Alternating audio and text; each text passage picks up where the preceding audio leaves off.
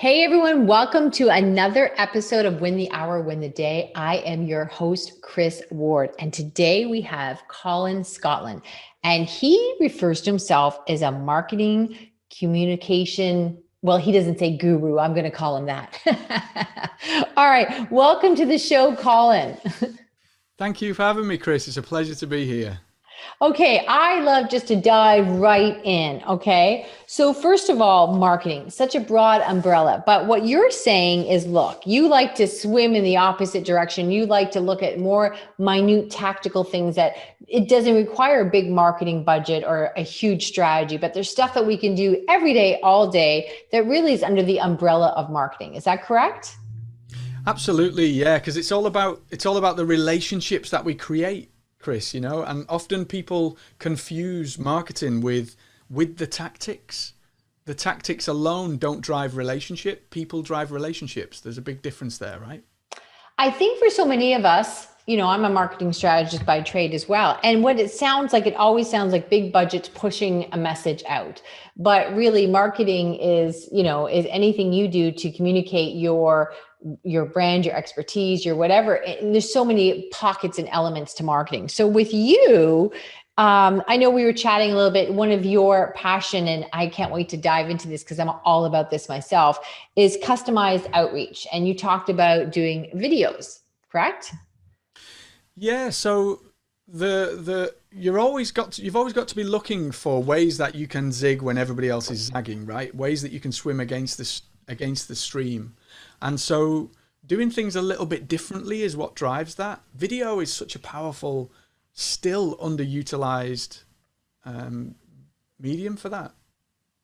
Yeah, isn't that interesting to me? Because I'll tell you, and I almost hate talking about it because it's my secret weapon up until this point, until everybody else does it.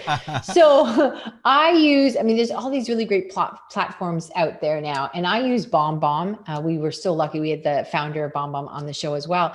And what's fantastic about this is it not only is a video, but what happens is when somebody receives that in their email, they see a little GIF. So whatever I do the first 3 seconds, they see me like holding up their name or doing whatever.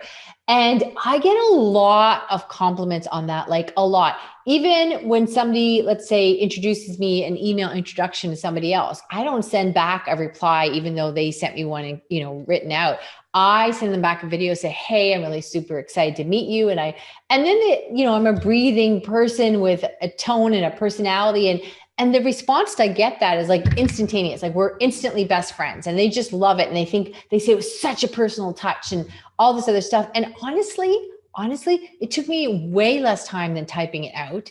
And then when you're trying to be charming and you're replying into an email, I find that much harder. Backspace, make it look like adding, conversational chat to an email, I find a little harder, right? So yeah, that is something that has really worked for me as well, is the video outreach.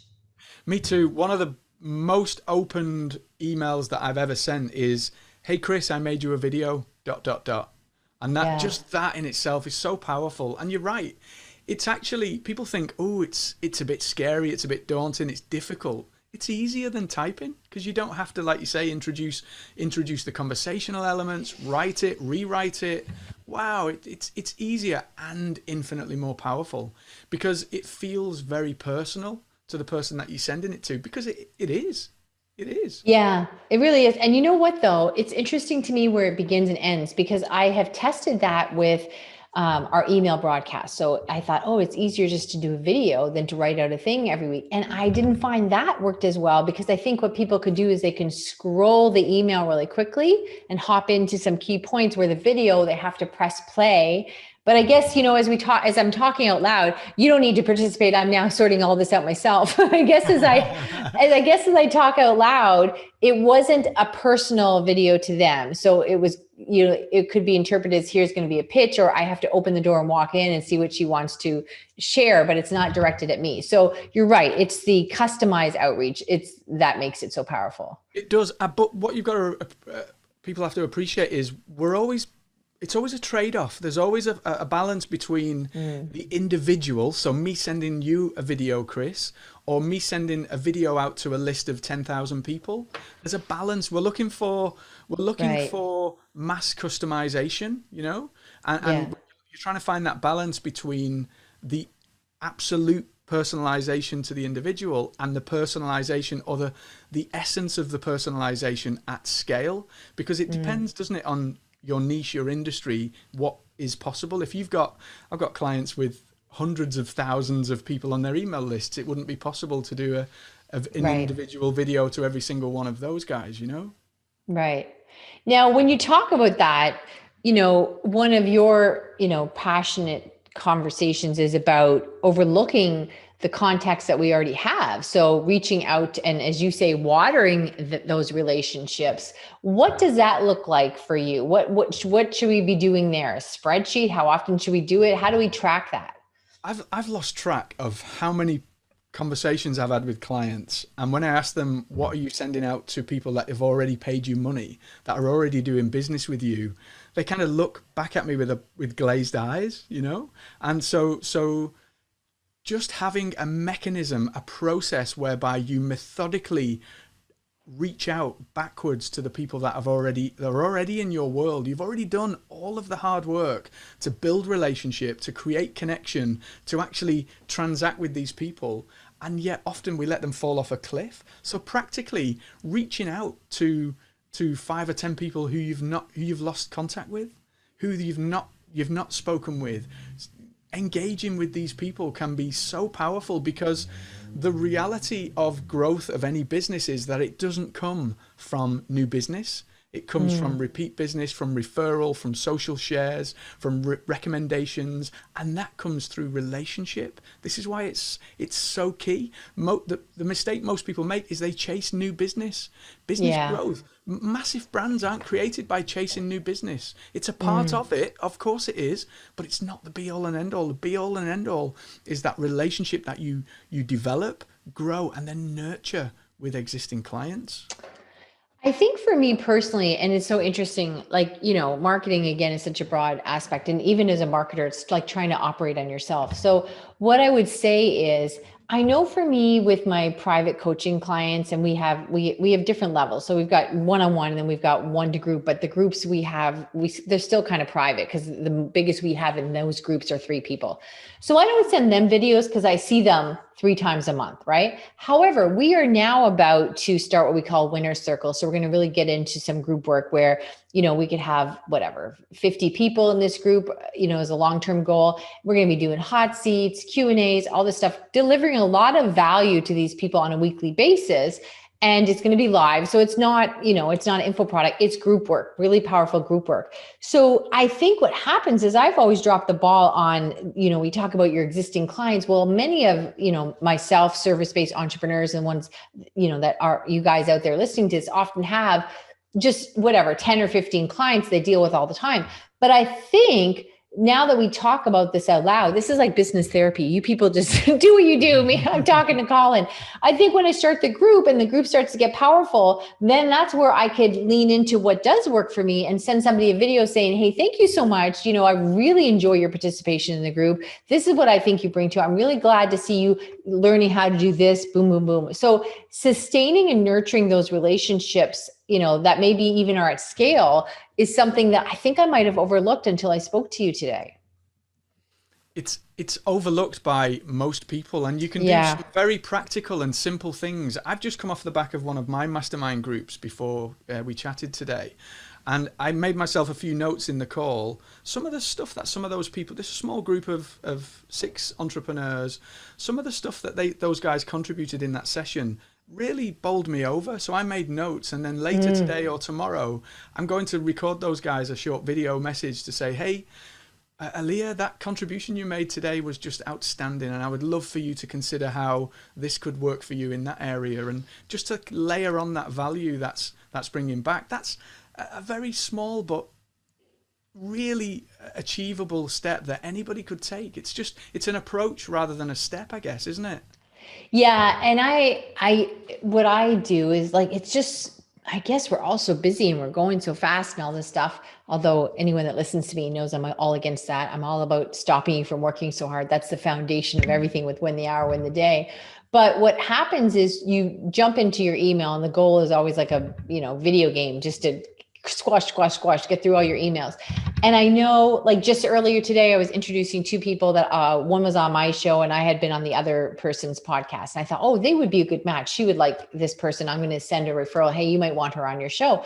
So I sent a video to both of them, like talking to both of them in the one video. It took me like 3 minutes. And I said, look, Jana, you're a really bright light. I think you're going to love Tracy because she's just got this infectious way of sharing about pricing. And I think you guys are really going to be a good match. So of course I've thrown a few compliments in, which were sincere and I truly mean them. Then I get the emails back like, oh, it's like I just, went through the list of saying you're tall, you're pretty, you're smart. Like, it's like I gave them 1,000 compliments. And I keep hearing all the time that no one else is doing that, but I just think, if nothing else, how much time does it take you to say something nice to someone? Oh, absolutely. And listen, at the end of the day, relationship is born through affinity. And so what you're doing by sending that personalized message, giving those genuine compliments, is you are creating affinity with that person in a way that you can't do in the written word in the same way. No. Because much like, we get a card from a loved one and we open that card and we feel the energy of emotion from that loved one that's transferred out of their spirit, down through their arm, into the ink, into the pen, onto the page. We feel that emotion. And so video is such a powerful way of conveying that same emotion in a very natural way. So it's no wonder, right? It really does. And the tone is everything, because you can't capture that tone in email. And then also there's studies that show that when you read something, you are reading it in the mood that you're in. So if you just had something that was of conflict, right? And then you read, like, whatever, let's say this will never happen, but let's say, Colin, you and I were having a little bit of a contentious issue about service, and I'm one of your clients or something. And then when you reply back to me, which is one of my rules with us, is like, if there is anything that needs to be addressed, you do not do it through email, because then it's just like a court of law going back and forth. There's no closure. We solve the problem. We jump in, make a phone call, do whatever. You talk to the person. But let's say you sent me a video because I'm like, oh, I thought there'd be more to this or whatever. I'm not entirely sure I'm happy about the service. When you read back, send it back to me, hey, Chris, I'm really sorry to hear that. And you start talking, I'm reading it in the irritated tone that I'm in. So even if you say, have a good day, that's going to come out with, yeah, have a good day.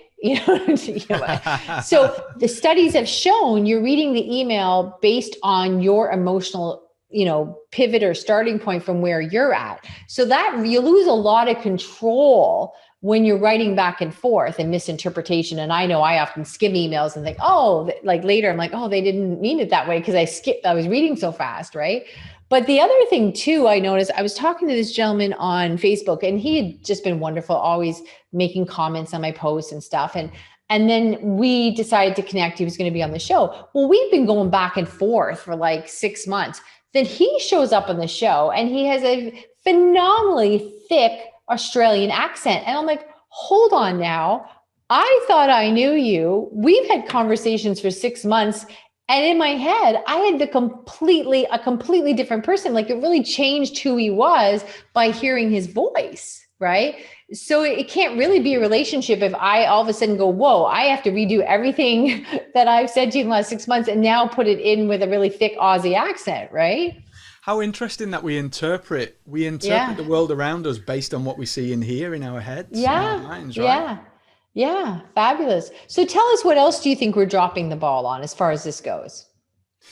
So what you've just shared there, right? The way that you will send these video outreach emails to people that you're in your world. There are an infinite number of opportunities in every minute, in every hour, in every day for you to approach your relationships with the people around you in a different way, the way that you're doing right now. Because often we just go through the motions in our automatic response, don't we? And so when was the last time that you sent a text to a client? When was the last time that you emailed clients outside of the ordinary run of things? you know, outside of the ordinary cadence. Because what happens, much like routine and habit and all of that, we fall into a cadence, a rhythm, you know. I wake up at 6:30, I run, I meditate, I journal, I do this, I do this, I do this. And that cadence often becomes a constraint to how we operate. So always trying to look at how you can expand or break free of that, or completely throw it out altogether, right? What could you do totally differently? How could you flip things on their head? How could you flip that entire schedule upside down so that you are really breaking the pattern in a way, in a positive way, right? Because that's interesting. The very first thing I do, I would make a schedule to do that. Now you're telling me to get rid of the schedule. I'd be like, okay, we have to do this once a month, whatever. Okay. So in my way, people don't have my cell phone. We don't communicate. I control points of entry as far as not having distractions and stuff, right? So I'm not a big advocate for me and my clients with texting and stuff like that. That's not how we roll. But I guess what you're saying is be creative with the touch points and don't limit it. Video is an awesome way, but make sure that it's conversational. And then, you know, I hate to say this, I won't name the person, but somebody I'd done some work with 6 months ago, and then they got busy, and like I was a client of theirs, and I reached out a couple of times and they didn't get back to me. And then the third time because I had a question, they got back. I mean, the relationship was over as far as fees go, but then the third time they got back to me, it was like 2 months later. Well, I know their business had gone through some changes. So now all of a sudden they're reaching out to me. Hey, Chris, how are you? Well, he's doing a mastermind and he's looking for no, like you were too busy to answer me before. No, I'm good. And then you knew I was getting all these baiting questions. Oh, can you leverage? Like whatever. So I guess the point you're trying to make is, or making very eloquently, is just don't reach out to people when all of a sudden, business is drying up. I have to go out there and make some friends again. How many times do you see celebrities doing the rounds on the talk shows? And it's like, oh, I haven't seen this guy for a while. He's got a film coming out. He's got a book coming out. There's a new TV series. And you see it with marketers, with entrepreneurs. All of a sudden, their ads start appearing in your Facebook feed. And it's because they're launching a product. They're launching a service. And so, you know, we're all savvy now. We know, we can smell inauthenticity a mile off. So the reason for saying throw the schedule out of the window, yes, you've got to schedule things. It's not what I'm saying really. Well, but the idea is that you find your expression of what personalization means to you. And to do that, you've really got to try and experiment, haven't you? You've got to play with the things that work for you. And like you say, Chris, get creative with it. Right. Okay. So that's a good argument. So it's the personalization of it where we often you just dive into business mode, and also leverage mode. As much as I'm all about when the day is all about leveraging everything. And I believe in what we call the 60-40 win formula. You should be in creation mode 60% of the time, admin mode 40% of the time. And most entrepreneurs are in administrative mode 80% of the time, right? So they're always trying to crawl out of, the web of admin. So I'm all about that. But having said that, as I say to my team, there's things that only I can do. Only I can send a video to somebody from Chris. Only I can show up on somebody else's podcast as a guest. So then I'm really careful and crafting of my time, my schedule, and all that stuff so that I can show up and personalize the aspects that do need to be personalized. And I think what you're saying is so many people, that's not even on the radar. This is all about leveling up, isn't it? If you haven't got any kind of schedule in the beginning, you need to have one, right? Right. When you've got a schedule, you need to make sure that you're working, you have the systems that underpin you. So you are staying in the area that is focusing on income generating tasks in the business, focusing on the things that are going to scale and grow the business. In order to do that, you have to have freedom within your schedule. You know the things that you can do today that will move the needle, that will make that difference. Does your system, your process, your people, everything that's in place afford you the freedom to choose and decide that? That's the thing, isn't it? Because there's a lot of people at a lot of different levels. And for some people, just to have the schedule in the first place would be such a win. That would give them such power and empowerment to drive their business forward. Yeah. It's levels, isn't it? Yeah. Yeah. And as I've said before in this show, it's sustaining relationships instead of rotating them because it's so easy. Man, time goes fast and all of a sudden it flies by and you're like, oh, I've lost that relationship because I just didn't sustain it. So, that was a painful lesson for me is it's not that I meant to drop relationships. You just got busy. Stuff happened. And if it's not part of your personalization and marketing, boy, you blink and it's like, what? It's Christmas again? What? What are you talking about? Right. Yeah, if we have flowers in the garden and we neglect to pour water over those flowers, they're going to wither and they're going to die. Relationships are exactly the same, exactly the same. They need water to survive. Your personalization, your video, your outreach, all of these things that we're talking about, they're just different forms of watering that flower, that plant. Good point. That I'm not a great gardener, but I do have the basics down. I do need to water them. Okay. So we talked about also, you said, sometimes even a personalization email saying, hey, this is what happened this week. I constantly struggle with that because I'm a bit of a creature of habit. I have what I call pajama-itis, meaning that when it gets dark, if it's 7 o'clock in the winter or it's 8, 9 o'clock in the summer, I need to be in my pajamas. So I like to be home at night. I don't live a big life. Like I enjoy my life. I bike ride. I do things like that, but I'm not here, there and yonder. I don't have all kinds of things happening to share with you, things that I like, but, oh, I tried a new recipe. Like I just don't think that's going to rock your world. So I always struggle with them when they ask you to tell me what's happening this week. Well, I had fun at work. That's really a great point. But the bottom line of all of this is that we all breathe the same air. We smile, we feel the same joy, we smile, we share the same emotions, we shed tears, we feel anger, we feel all of the same things, regardless of our station, our demographic, our position, our culture. All of those things are irrelevant in this.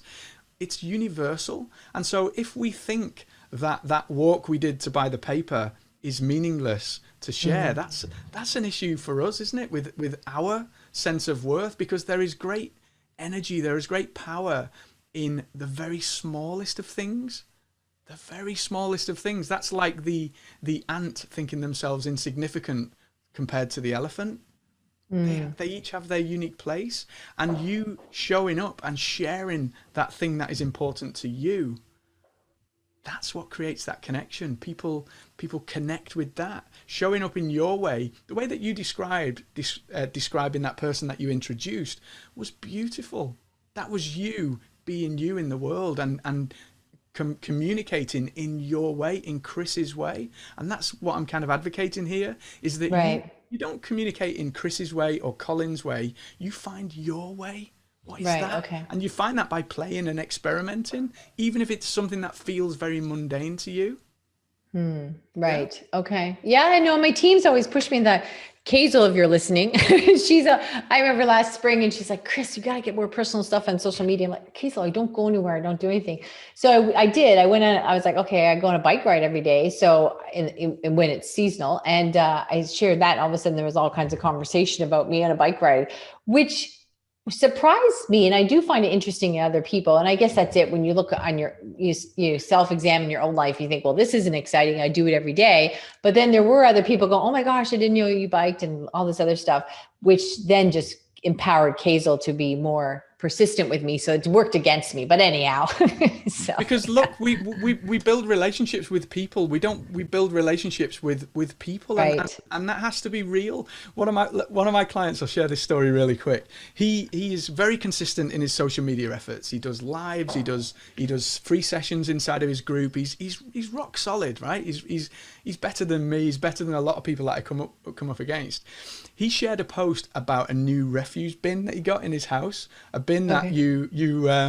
you talk to it to open the bin, right? And Oh, just okay. so he shared a random post about this bin in his house, and the amount of engagement and interaction he got with that random post about nothing to do with what he does was like phenomenal, you know. And it's Wow. because you only have to look at the content that goes viral. It's because it Right. connects. It connects on a Right. human level, doesn't it?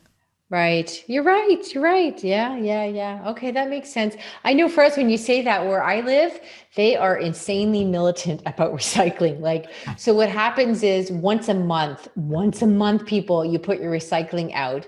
And I cannot tell you, I mean, it is like martial law. And lots of times, if you get audited, your recycling gets injected or rejected. It's a horrifying experience. You do not understand the emotional toll it takes when you get your recycling rejected, because it's a 5-part process. It's very complicated. And when I first moved here, I kid you not, the walk back up the lane with my rejected tagged recycling, I was like, okay, stay calm, don't get emotional, because you just feel like it's just so horrifying to all of us here. And it's such a big deal. It's the third Monday of every month. And every time they take your recycling, like, it's the talk. You call family and friends. Yeah, yeah, I'm cleared. I got through this month. We're awesome. And it's this big to do. So you're right. I mean, I could definitely talk about garbage because it's very time consuming where I live. All right, Colin, this is insightful and awesome, and really does change even me, who I thought I'm like, oh, I do a lot of these things. This is really purposeful. I can, we can expand on that, but it really did sort of change the framework of sort of how I view it. So I'm sure you guys out there got even more, because I thought I was all up on this in a bag of chips, right? Colin, where can we reach out to learn more of your brilliance? So you can find out more about me on my website, colinscotland.com. All the Okay. info's on there. Loads of helpful Go resources and there info. and learn from the wise man, Colin. Colin, you've been fantastic. Everybody, his stuff will be in the show notes. Check it out. And until the next episode, we'll see you then. Thanks again, Colin. Thank you so much.